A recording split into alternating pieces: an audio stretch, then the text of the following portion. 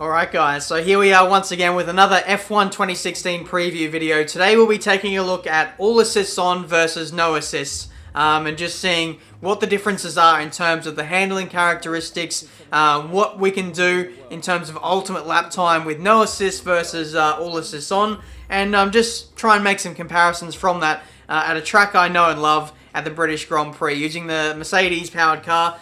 Driven by Lewis Hamilton. So if you do go in to enjoy this video, make sure you leave a like, subscribe to the channel if you're new to see plenty more F1 2016 videos in the not too distant future. And yeah, basically we're going to start off with no assists on first, and once I set a solid time on, you know, with one assist setting, I'm going to switch to the other one and see if I can immediately beat it, and that was ultimately the theme of this video. So starting off with no assists, no setup on either, just to get a fair comparison of what the car can do, and the first lap banker was a 132.1, so basically just setting down the gauntlet at the moment, really trying to get the most out of the car and out of the track. We set a 132.1. I thought, you know, that's a pretty solid time. It gets us 7th in the time trial standings at the moment.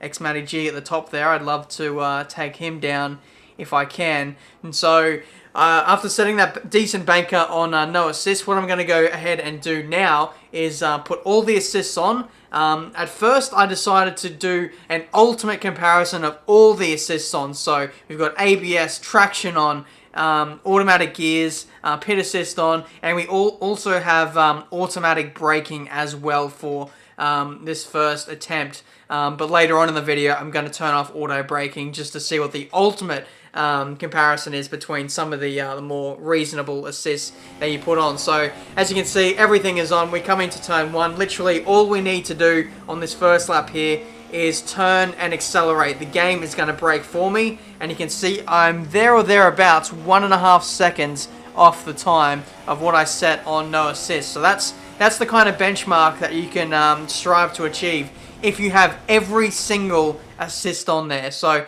braking assist is actually going to hamper you out of all the assists there, so I decided to turn that off and do my own braking so I can be more aggressive into braking zones and just see what that lies for lap time. And straight away, one lap in, or a couple laps in, and I managed to smash my previous best on no assists, which was actually really quite scary. So what I did there, after setting that lap time, I decided to go back to no assists and really try and push and see if I can beat this all assists on lap time. As you can see, really pushing here, literally using all the extremities of the track, and you saw I had a crash there and spinning out off the curb here. I was really putting in a lot of time, a lot of effort into trying to beat these this lap time here set on all assists on.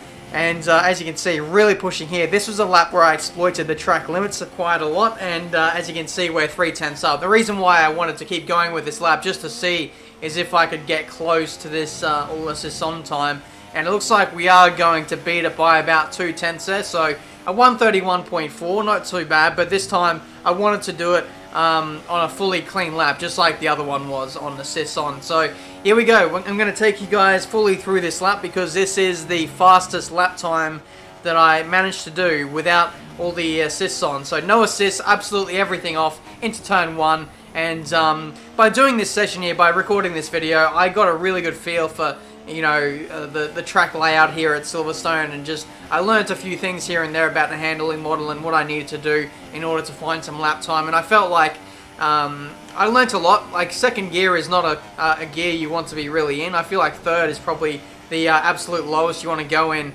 especially coming into like a 90-degree corner or something like that. I feel like second gear just limits the speed just a little bit too much. Coming through the halfway point of this lap now, we're 2.5 tenths up into this second sector now, and we go through the old turn 1. Absolutely nothing more I could really get out of that corner there. I lifted ever so slightly, but apart from that, it was absolutely perfect for me there.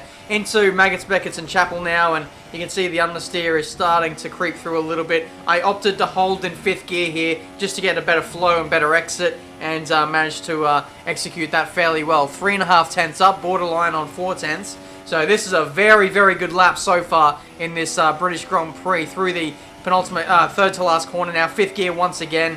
ultimately try and use a gear higher than what you used to, and you should be able to find a little bit more time. That's what I kind of found when watching David Greco drive F1 2016, and how he was just an absolute alien at this game, by the way. So I definitely learned a few things from him.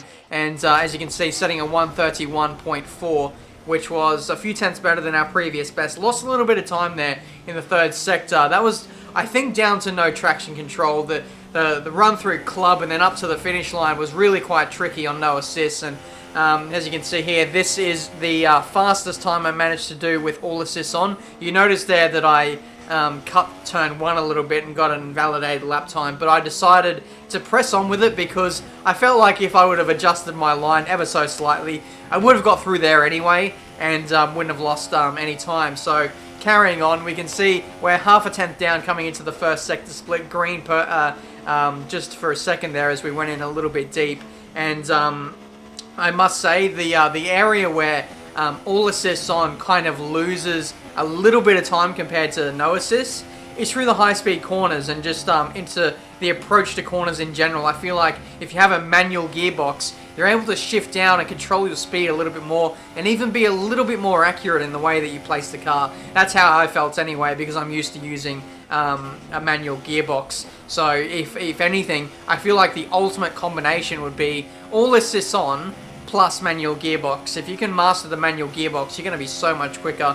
And here we go, we're coming up to the third sector now, 2 tenths down at this point, and watch just this final few corners here. This is where we absolutely gain all of our time. It's in this third sector here, and it's down to the traction control. We're just able to get on the power so early. The car is so stable, and just through those 2 corners alone, we've gained all the time back, and we beat my no assist time.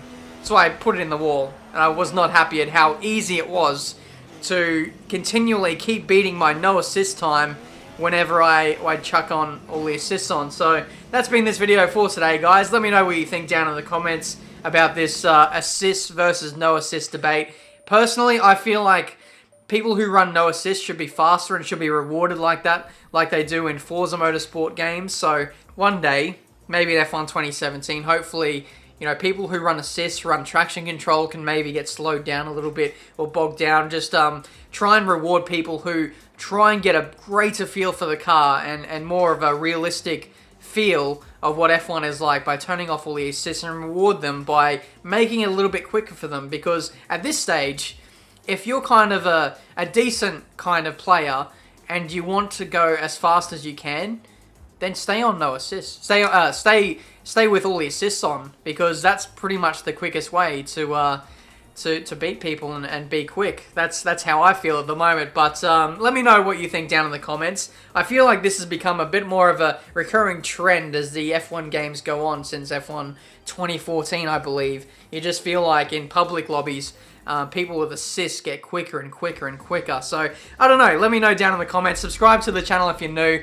And I'll see you guys for a brand new video very soon.